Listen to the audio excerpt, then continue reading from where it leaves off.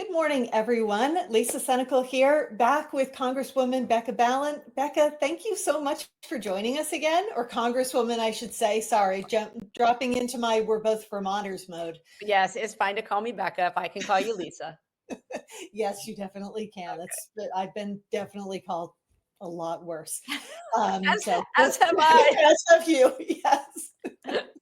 So that's part of what we're going to talk about today. But I want to start out talking about Mohsen Mahdawi. Yeah. He's the Columbia student who was legally living in Vermont, Yes. legally in the United States, Yes. and had been detained at an immigration hearing that he went to when he thought he was going to swear an oath to the United States, and instead he got detained, and he's been released. Can you kind of update us on what's going on? And I'm sure you've been having direct discussions with him. Yes. So a couple things just to add. That was a great setup. I just want people to understand that in this country, regardless of status, you are entitled to your First Amendment rights of free speech, period, full stop. So I want people to understand that. And it is clear that they went after this resident of Vermont. He's been here for 10 years legally. And it was actually the very last step, in the citizenship process. He was lured there. He was lured there under the pretense that he was going to finally get citizenship. So let's just think about how craven and cruel that is, right? And he had said to my team, I knew that I was either going to be having the most incredible sense of freedom as a full citizen of the United States, or I was going to lose my freedom in that moment. And so the Secretary of State, Marco Rubio, and Kristi Noem, Secretary of Homeland Security, are using an obscure provision of an act that dates back a very, very long time that was never intended to be used in this way. And they are saying that he, Mohsen Mahdawi, a Palestinian Buddhist who preaches peace and has built relationships between Israelis and Palestinian and Jews and Muslims, that somehow he is a threat to our national security. Okay, it doesn't pass the straight face test. And so it is about going after people of color. It's going after people who were not born here. And it is about having a chilling effect on free speech for all of us. So we had a huge rally here in DC. A lot of my congressional colleagues came out to speak. I know in Vermont, he's also been given so much support. He's a beloved member of his community. I know a lot of people were there at the previous hearing where he was released. And the judge was clear in terms of there is no reason to be holding him right now while this works its way through the court system. And he said, this is a blatant example of government trying to have a chilling effect. He likened it to McCarthyism and the Red Scare. So I was just so excited to see it spelled out there in that motion, because that's what's going on here. And so he will have another hearing on the merits, and the State Department, Rubio has said we're going to fight this. Yeah. And it is something that should alarm all of us. And I understand there is a broad range of opinion on immigration in this country, even in Vermont. This isn't about that. Right. This is about our rights under the Constitution, rights of people who live here, regardless of status, due process, First Amendment rights. And if they can go after him, they can and will go after any of us. That is, for me, the crux of all of this. And I think it gets bogged down in people, who are confused. And there's a reason why you're confused about what the Constitution says, because Trump keeps lying about it. And a lot of the Republicans either excuse him for those lies or they lie themselves. So you can be forgiven for not understanding that the Constitution guarantees this to all the people who live in this country, regardless of status. And so I am deeply concerned about this particular case, but all of the cases in which the government is trying to chill First Amendment rights by going after students. First of all, That in itself is what authoritarians do. You go after education, you go after students. But it also is happening at the same time that we see Americans getting deported, people who actually have citizenship. And it is, it's chilling. And I don't have a better word for that, for what's happening. Which is the intent, right? It is. It's Yes. to make people afraid, who are, even folks who are here legally, afraid to go out and live their lives normally for fear that they're going to be snatched up off the street Yes. and sent to a detention center somewhere. We had heard so many people during the campaign, when conversations about immigration came up, that everybody is for legal immigration, right? It doesn't matter what side of the political Right. spectrum you're on, legal immigration is fine. It's people who come into the country illegally that supposedly are the problem. If But they have darker skin, Lisa. yeah, if they have darker skin. Yes, apparently we have a special rapid relocation program going on for white South Africans now, and I can't imagine that has anything to do with Elon Musk being a white South African. No, nothing at Um, all. Yes. So the Second Circuit Yeah. held a hearing on Tuesday for Mohsen, and the court, really, the judges on that panel really pressed on the state's argument for why he needs to be detained.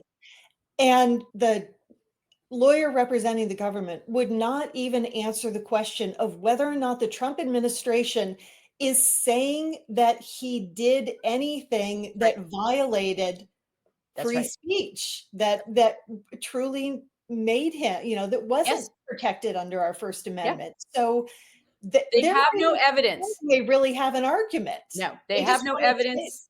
They have no specifics. And so, and that's the other, the other piece about this. We see this in the people who have been deported to El Salvador as well. Show us the evidence. Show us the evidence in a court of law. Due process is guaranteed to all of us. So this is why, I just came off the floor of the House.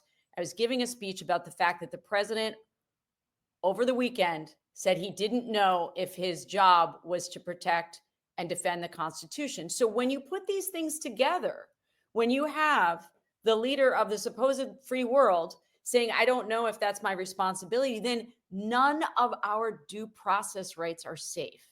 And so, no, they don't have evidence. They can't bring it to a court of law. So what they're hoping is that they can ram these cases through, and the sheer volume of them, that we're not going to be able to keep track of all of them, and that there will be no recourse.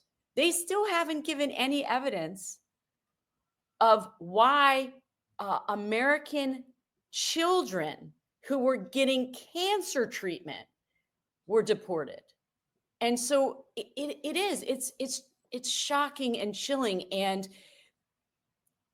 I have a lot of, obviously, anger and fury, honestly, at the Trump administration, but I hold a special place in my dark little heart for all of the enablers, because none of this would be happening without those attorneys who are working for the Trump administration, without my colleagues in the House who do nothing, who say nothing. And they're supposed to be free speech absolutists, right? We heard that forever. We're a bunch of snowflakes over here. If you're not MAGA, you're a snowflake. Free speech for everyone. Say whatever you want. Oh, not really. Except if we disagree with you, and then no free speech rights for you. And I'll add Marco Rubio to that list, because oh yes, he has so much on the record supporting legal immigration and wanting to, like, responsible reform of our immigration system.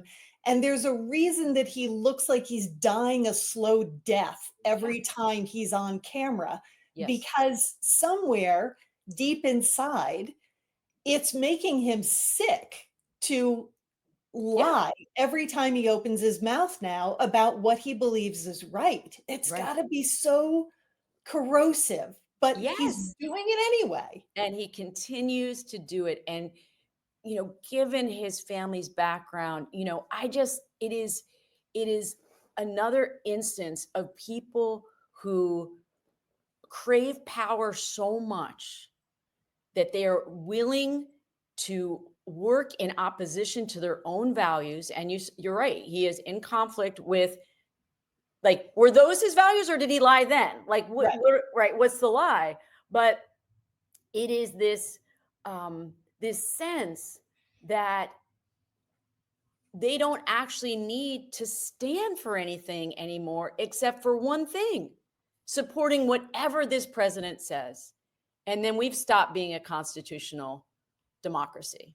Yeah. And yeah, Rubio is one of the worst. He's one of the Yeah, he worst. really is Yeah. because he so obviously knows he's lying and doesn't believe any of the things that he's willing now to go along with. Yeah. Well, today is Victory in Europe Day, VE Day. It's the 80th anniversary. Celebrations have been going on around throughout Europe, throughout the week, and in the United States too. So I wanted to make sure we took, first of all, a moment to thank those World War II vets who are still with us. You are the Absolutely. best of us, and we are so grateful for you. Yes. And Absolutely. to their families who Yes. made incredible sacrifices. Everyone who, civilian or in the military, who lost Yes. folks during the Absolutely. And war. I can say, Lisa, some of the folks listening, I'm sure, know that my family was directly impacted by the Holocaust. And so, although my grandfather was not saved, he did perish um, at the hands of the Nazis. So many lives were saved because of what our GIs did. And I will be forever grateful for that. Yeah. Most Americans are. Yeah.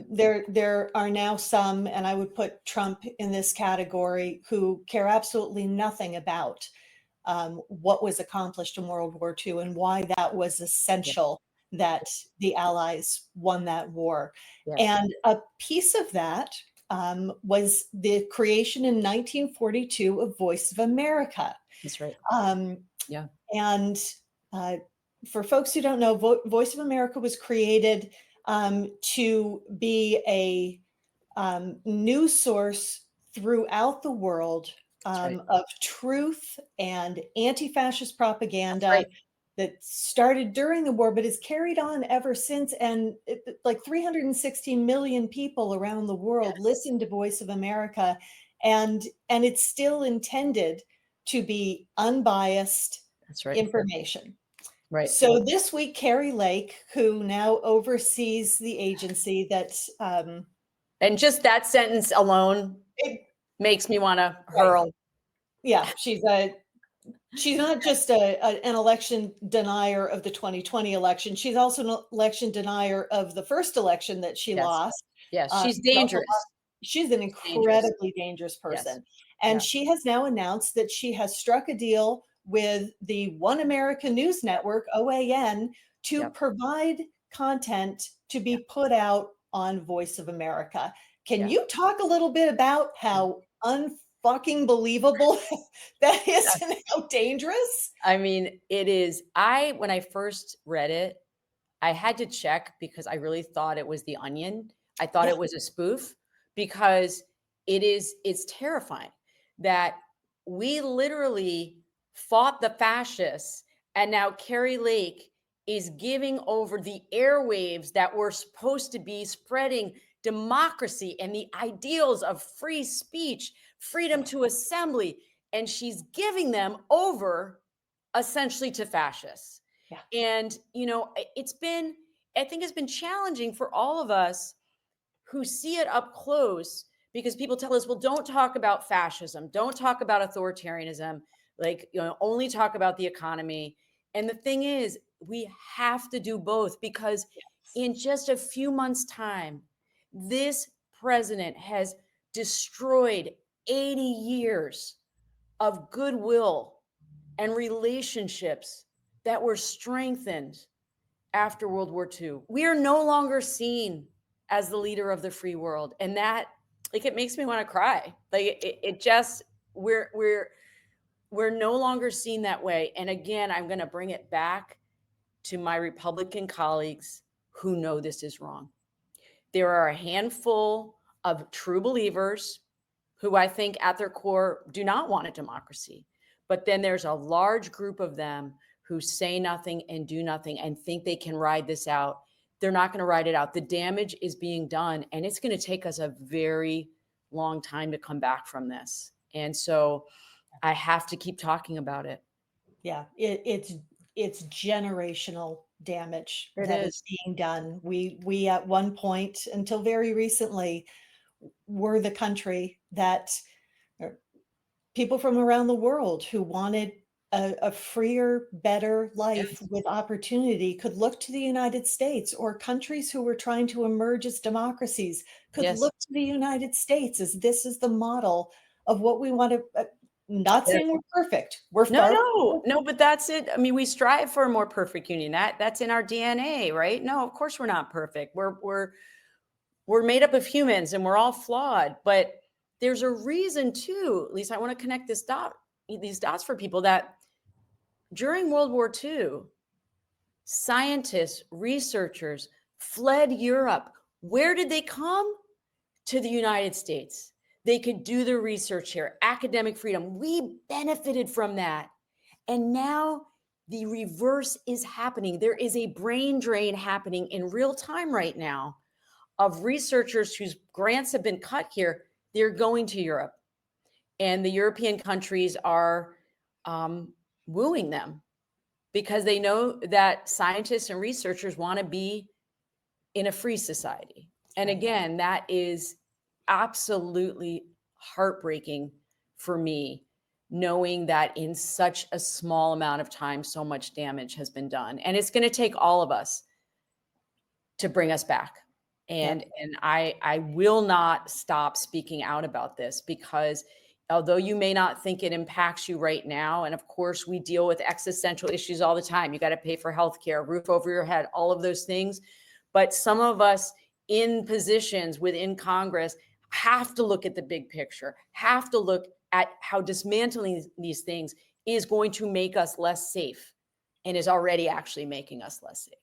And the attacks on free speech are part of that.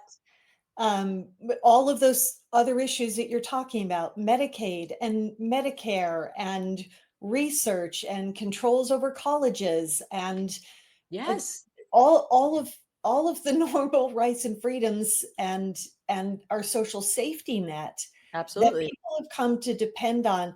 Can you, so like there's reasoning behind, it's not just random that they want to silence people who disagree No, with them.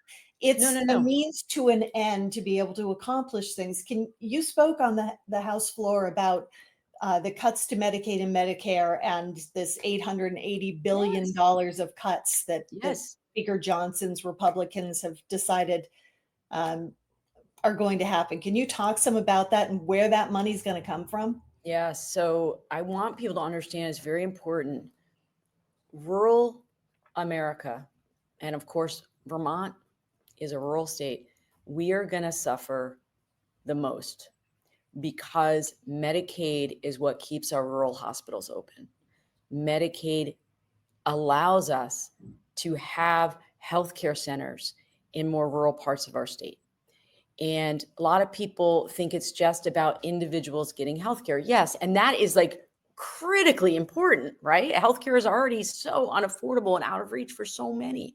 So yes, it is about that. But in the macro, if you cut $880 billion from Medicaid, you are hurting your own people. And there are colleagues who are on the Republican side who are voting against the interests of their constituents who live in rural areas. There's not going to be a fence around their hospitals, Right. There are right? a lot of folks who live in red states who are Abs- rural Americans who are going to be impacted by this. Absolutely. The Speaker Johnson, 40% of his constituency, 40% is on Medicaid. Okay. And so We warned them over and over in committee, on the floor. Like there was no way they could not know what was in the bill. They voted on it twice. And now you've got members on the Republican side furiously writing letters to, Speaker Johnson and others saying, well, we didn't really mean that. You voted on it twice. And so don't make it seem to your constituents that, somehow there was some sleight of hand. There was no sleight of hand. You knew what you were doing, and then it became politically unpopular.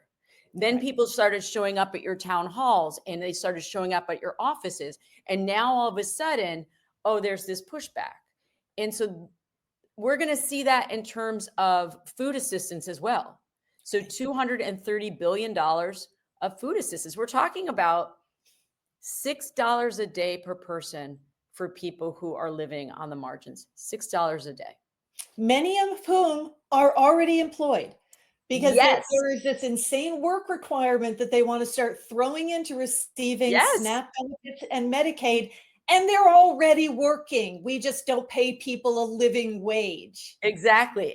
So they're working, and I believe it is 1 in 5 small business owners in this country, small business owners, because their margins are so tight, are still receiving Medicare, Medicaid, or SNAP. And That's so, staggering. okay, Business owners. veterans, I think it's 1 in 4 veterans. Like, Wow. this is impacting the people who make up, the fiber, the essence of our communities here. And so again, now all of a sudden they're like, oh, well, when Democrats tell you we're cutting food assistance, that's just a lie. It's like the math doesn't math the way that you're saying it. And the Congressional Budget Office, which is nonpartisan, released a report either this morning or yesterday that said essentially what the Democrats have been saying is absolutely true. People are going to lose their health care, and people are going to lose their food assistance for themselves and their kids. And so we have to continue to keep the pressure on. We have to, because they are trying to make these cuts to give that money to the wealthiest so they can have another big tax cut. I mean, it's as craven as that. It really is. And it is. There's otherwise no reason to be making these cuts unless you have to make up in the budget the money that you want to be able to give to the wealthiest, not even 1%, but a smaller percentage percent of the 1%, to get massive tax not relief, to be able to get away with not paying the taxes that they should. And just to connect the dots here, if you're not giving people Medicaid for healthcare, if you're not giving them food assistance, oh my goodness, their health outcomes, of course, are going to be worse, and they're going to continue to drive up the costs of medical care in this country, which is already through the roof. So like what they're doing is structurally going to make our economy even more unsound than it is right now, given the trade war and this stupid tariff fight, right? So Republicans know it. They won't speak up because they're afraid. And I just, one of the things I said on the floor just now is your fear is keeping you so small, and it is having a detrimental effect on our very democracy. And like literally, what has happened to you? What has happened to you? That this is where we are. Yeah. It's as long as this has now been going on with members of the GOP willing to go along with this, I still can't wrap my head around the question you just asked. Like, what is going on? How can being a member of Congress, if you're afraid of getting primaried, or not being in the clubby GOP insider club, how is that possibly worth not just your own integrity, but what they are considering doing will kill people. Yes. People without Medicaid who are not getting the treatment or the medications they need, they will die.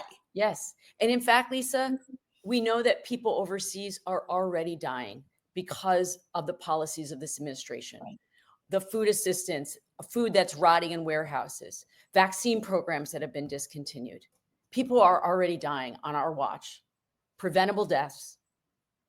And it is, I don't know the mental gymnastics they need to do to be able to get up every day and come in here and bow down, because nothing's worth that.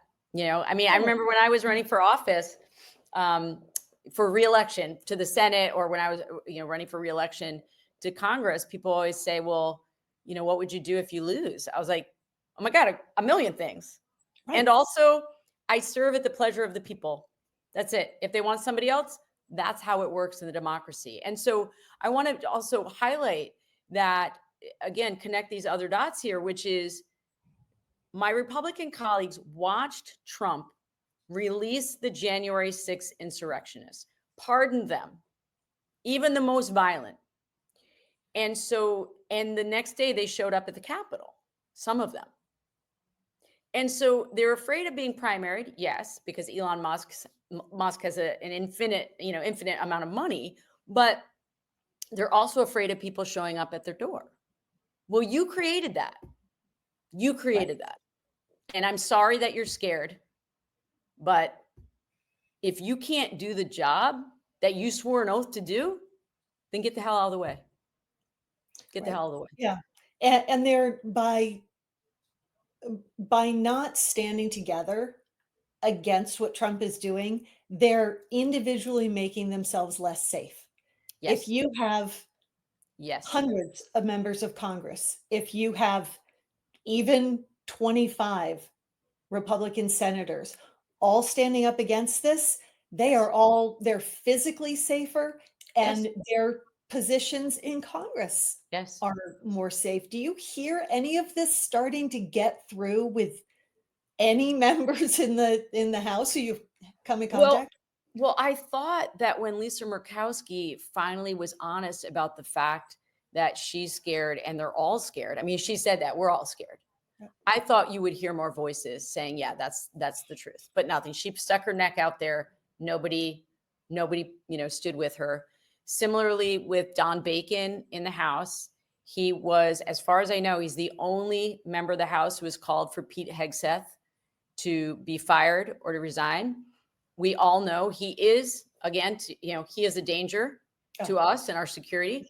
They all know it.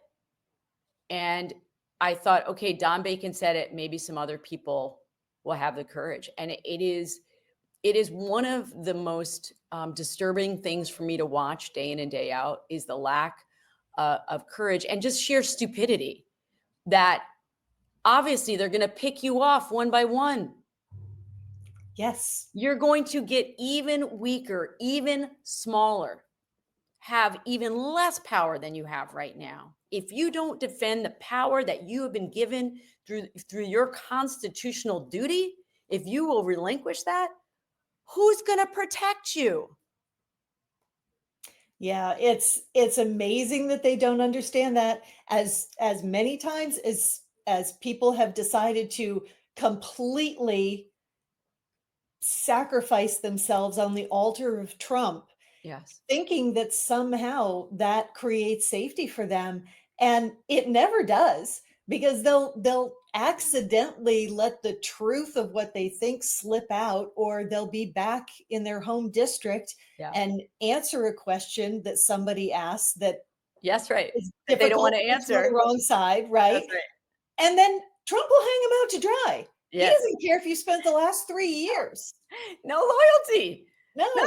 Right. So he demands absolute loyalty, and he has none. Right. Okay. So real quick, and I know I can see my person over here. Like, we have to wrap it up. I know.